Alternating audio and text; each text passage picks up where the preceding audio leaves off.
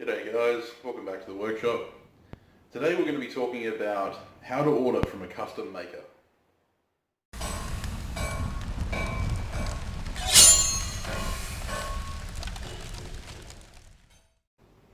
Before we get into it, I just wanted to say that this is purely my opinion and an opinion of several of the people that I know, but by no means should this apply to everyone.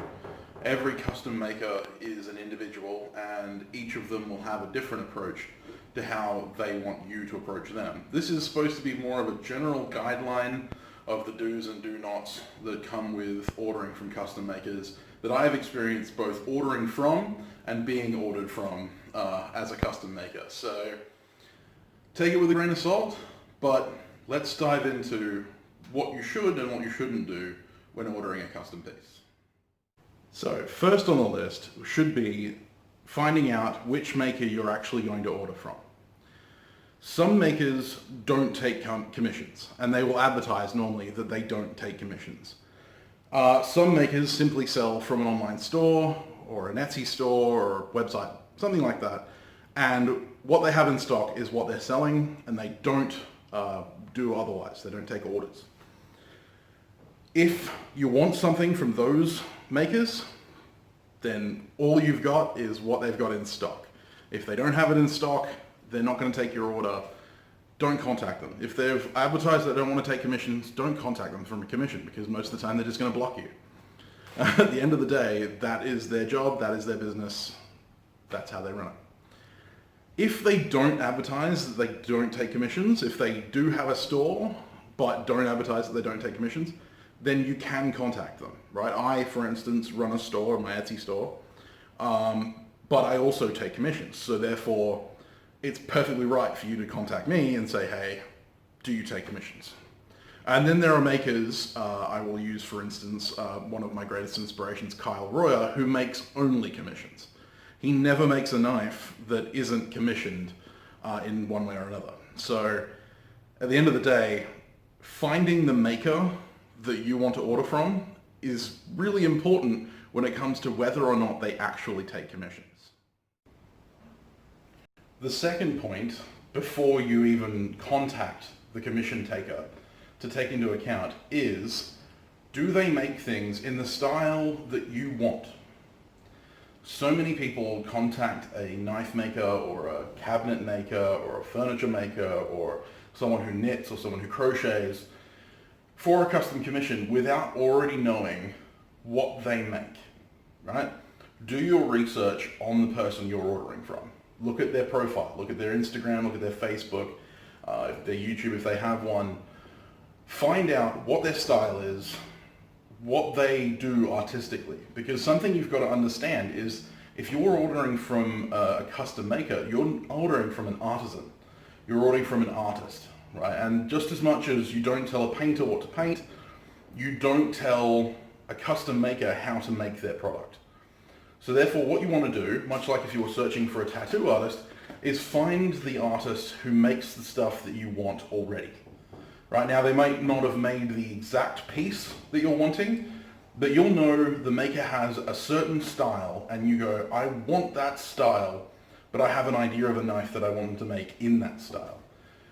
One of the biggest mistakes I see people make is that they contact a maker without first researching whether or not they make things in the style that they are going to be accustomed to, and then want them to make something completely outside of their original style.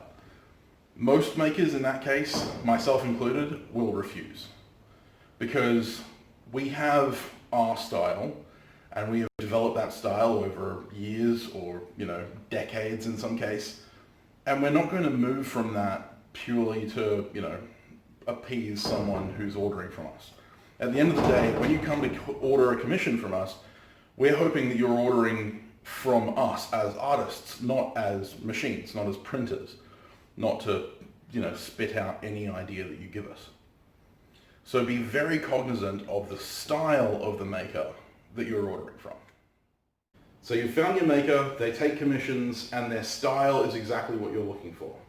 How do you contact them to make a commission? A lot of the time they will have on their Instagram or Facebook or wherever you found them page, they will have a preferred method of contact. Please use the preferred method of contact. I, for instance, prefer to be contacted through my email, but others prefer to be contacted through their Instagram, through their Facebook. I don't mind if I get contacted through my Facebook or Instagram, and I do take orders through there as well, but my preferred point of contact is my emails because I can keep them more, kind of worked out in my list. So there is often a way to contact them that they would prefer, and please take that into account. When it comes to actually sending them a message, whether it be an email or DMs, treat them with respect. They're just human beings. I know, for instance, myself, whenever I contact a fellow knife maker who I greatly admire, I get really nervous. I'm not sure what to say, if I'm bothering them or anything like that. But at the end of the day, they are just people. And at the end of the day, all they want is to be treated with respect, like you want to be treated with respect. The last thing we're going to do is do a commission for someone who treats us like crap. So if someone contacts me and goes, "Oi, make me this," I'm very unlikely to want to make that commission for someone. Unlike if someone contacts me and says, "Hi, how's it going?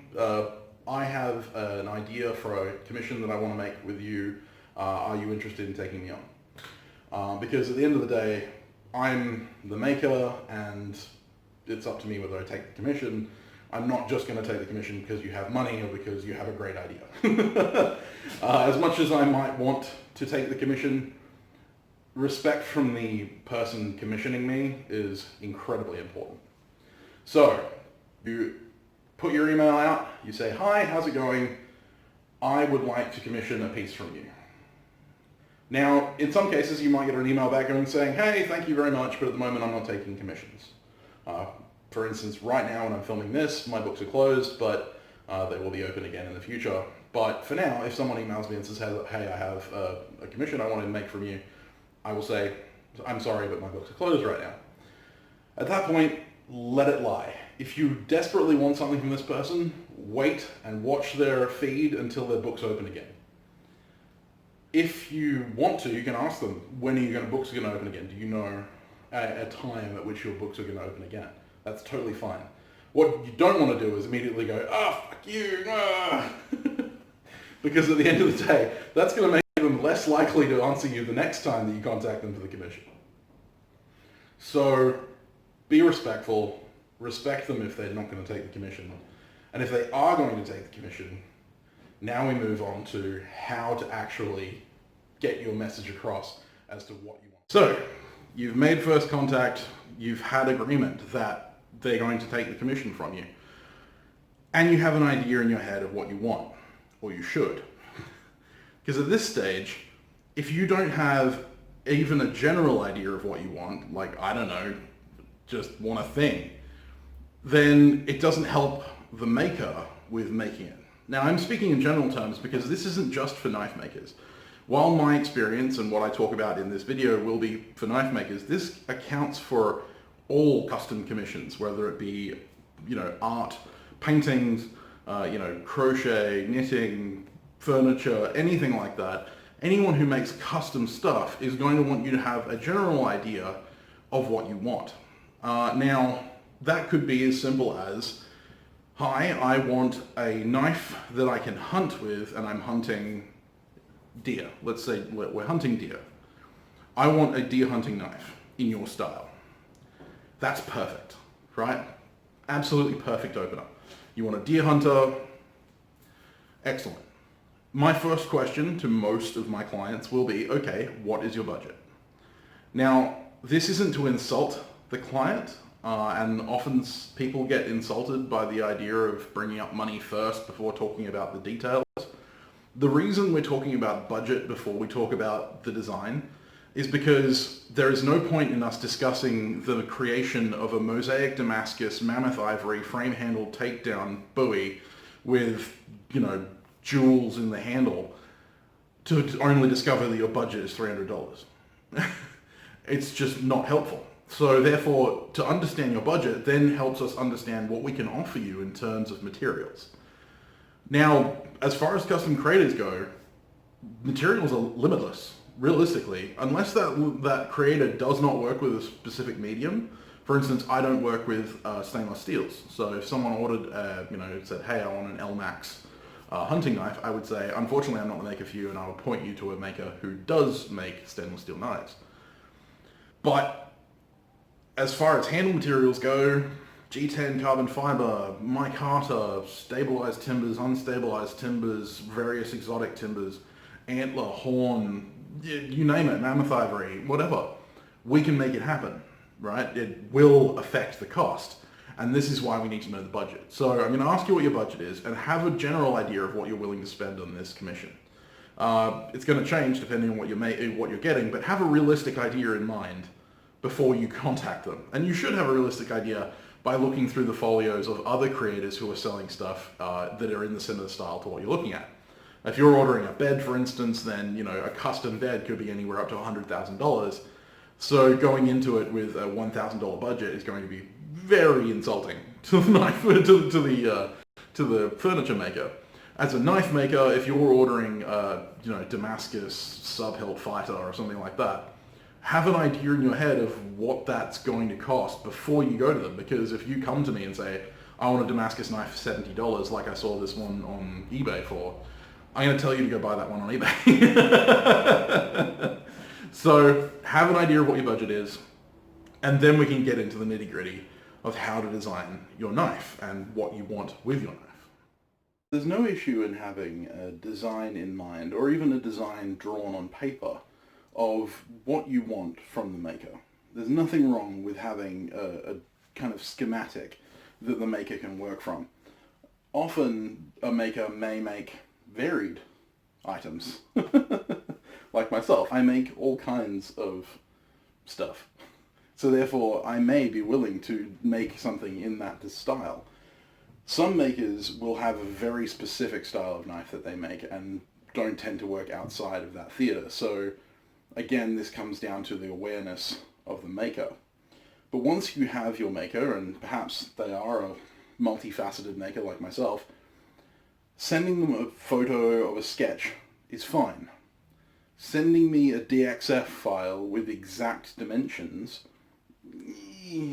not so great. Mainly because at that point it's no longer an artistic piece from me, it's simply an artistic piece from you being created by me. I become a printer, a machine. So keep in mind that when you're ordering from an artist. Again, this is something that keeps coming up, but again, we're going to add our own artistic flair to what you want.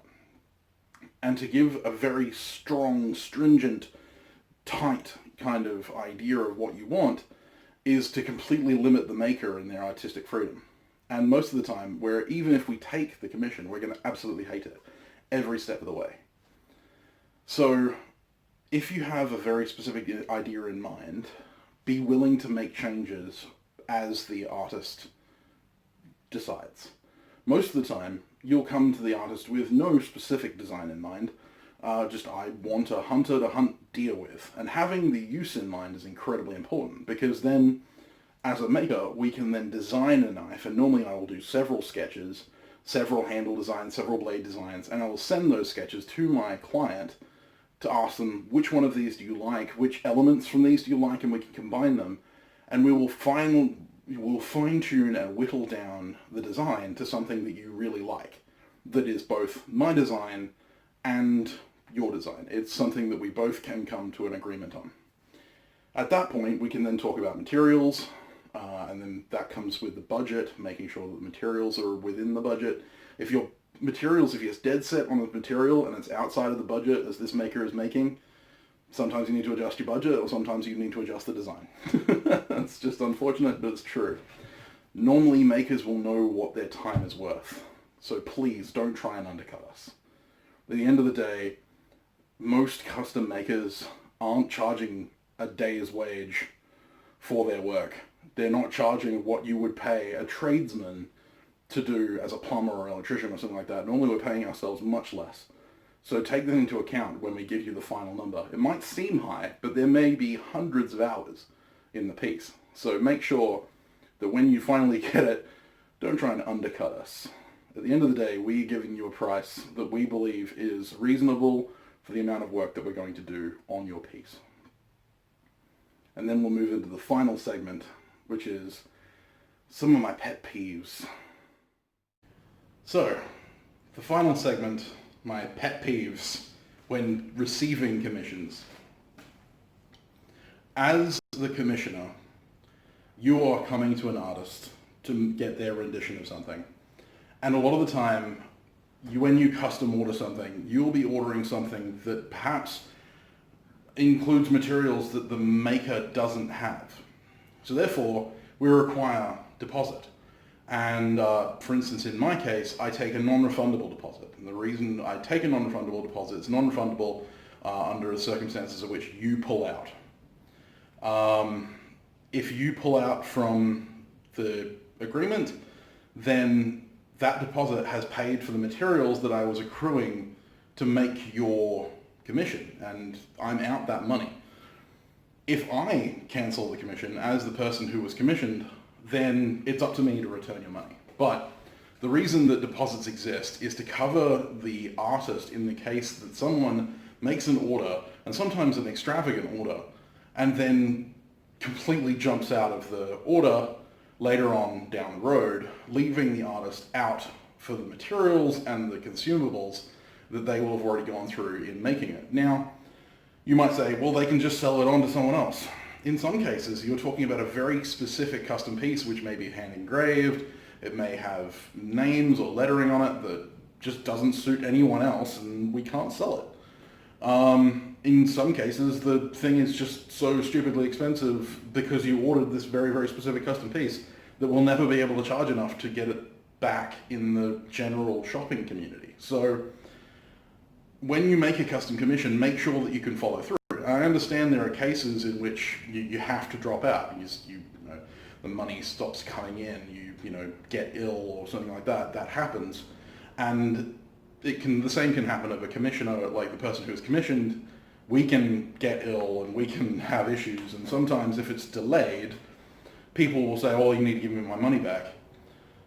If the person who has been commissioned to make the piece, the artist, has to delay the commission, we understand if you need to drop out. But just because we delayed it does not necessarily mean we're not going to finish the project. That doesn't necessitate the removal of that deposit. It's the same as a bond on a house. So when it comes to deposit, some people get really narky and go, oh, I don't want to have to pay a deposit. At the end of the day, if you're making a custom commission, you pay that deposit. Otherwise, you don't get the piece. My second pet peeve, and it's probably my biggest pet peeve of all time, is if you change design portions after the design has been agreed upon. So you've gone through the process, you've contacted your maker, you've agreed on a design that they are happy with and you're happy with, and you've locked it in and you said, yep, that's good. And then a couple of weeks later, when they've already started working on it, you go, oh wait, I want to change this aspect. And most of the time it's something huge. Normally it's like, oh wait, I don't want to use carbon steel, I want to use stainless steel, or oh, I don't want Damascus anymore, I want mono steel. At which point the maker is out all of the extra work, all of the extra effort that they've already put in, to then have to start again from ground zero to remake the knife. Minor changes aren't as big a deal, like, oh, I want a sharpened clip on mine instead of a drop point. If that's going on halfway through the job, that's not as big of an issue. But big changes, entire changes, just drive me mental. And worse than that is consistent changes. If you contact saying, hey, I want a sharpened clip instead of a drop point at the very beginning of the job, okay, that's fine. But then you contact me a week later and say, hey, I actually want a rounded choil rather than square choil. Oh, I actually want this, I actually want that. And you constantly are changing things as the commission progresses, then that's just going to drive the artist completely nuts. We're going to absolutely hate your guts. So, when you have agreed upon a design, we will normally ask you more than once, are you okay with this? Is this what you want? Once you've agreed to that, please try not making decisions that will change the design of the thing. I can understand that tastes may change, but you're taking this person's time, you're taking this person's effort and this person's experience for granted that you can just change things on a whim and just get them to drop everything and remove themselves from the situation. So yeah, that one is one of my greatest pet peeves. Another pet peeve is people who drop out once the commission is complete. People who drop out halfway through a commission, it's very annoying. But people who drop out right at the end, and normally the people who drop out halfway through a commission are not dropping out for a bad reason. They're just dropping out because they got ill, because they won't be able to afford it, because they're, whatever. It's normally a reasonable reason for dropping out. People who drop out at the end normally just realize that they don't have the money and just ghost you. Leave you on red, completely vanish off the face of the earth, never to be seen again, leaving you holding the piece that they commissioned from you and all of the time and the effort that you've put in. Those people really, really annoy me. So those are probably my top three. There are a few others, but they're all kind of minor stuff. It's mostly to do with interpersonal play. If someone asks you a question and, as you're talking to the person you're commissioning the work off, again, it comes down to that respect thing. Having respect for them as a person and having respect for them as an artist, as a person who is doing this for a living. You don't tell Picasso how to paint. You don't tell a knife maker how to make a knife, etc., etc. I've had plenty of people who've contacted me and said, I don't want you using carbon steel because carbon steel is shit, and I've read on this forum that this, CPM 3V or something like that is the best steel ever. At which point I say, well, okay, if you believe that, then go somewhere where they make knives out of CPM 3V, don't come to me. So yeah, just, if you're coming to an artist, you're coming to that artist for their style, their opinion, their experience. If you want something that's made by someone else, get that person to make it. And the last pet peeve, I will leave you on this. I will show my wonderful patrons here, and I will remind you to hit that like button, hit that subscribe button, hit the bell notification icon to be notified of when I upload new videos, more like this rant. My last pet peeve is when people take a photo or a piece of art of someone else's work and contact you to make it for them. I have had a few people send me photos of another knife maker's work and ask me to make exactly the same knife. That is insulting. That is criminal. It's actually art theft. And most of all, it's just disrespectful to both that maker and me. As a maker, if we copy someone else's work, normally we will take inspiration from someone else's work, but we will credit them with the inspiration. If you were to copy someone's work, line by line, every little detail, and then sell it as your own, you are an art thief. You are deliberately taking the credit for someone else's hard work. Whether or not you put in all the effort to recreate it, doesn't matter. The original has already been made. You are a thief. And so to contact someone, to get someone to make an exact replica of someone else's work, not only are you asking them to become a criminal, but you're also telling them that you value their work less. Because most of the time, if someone contacts you for a commission from, a knife that's been made by someone else, normally, say it's a Kyle Royer knife. Someone will send me a message saying, hey, I want this knife, can you make it for me? The reason they're asking me that is because A, they think I'll charge them less than Kyle will. B, they think that I will be willing to just, completely demean myself and copy one of my greatest inspirations.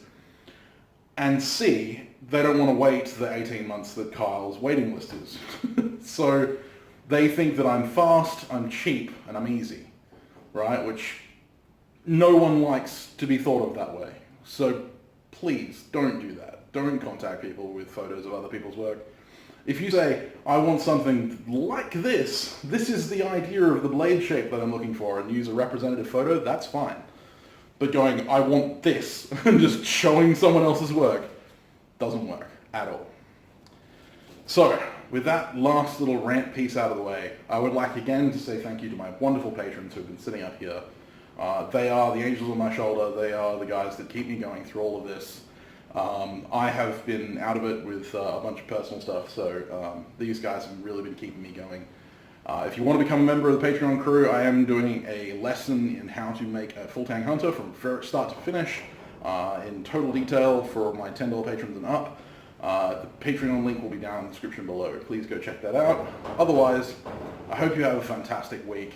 I hope you get out to your workshop and make something cool, whether it's crochet, whether it's furniture, whether it's knife making, whether it's blacksmithing, whatever it is. I hope you do something, make something, bring ideas into the world, and then show it to the world.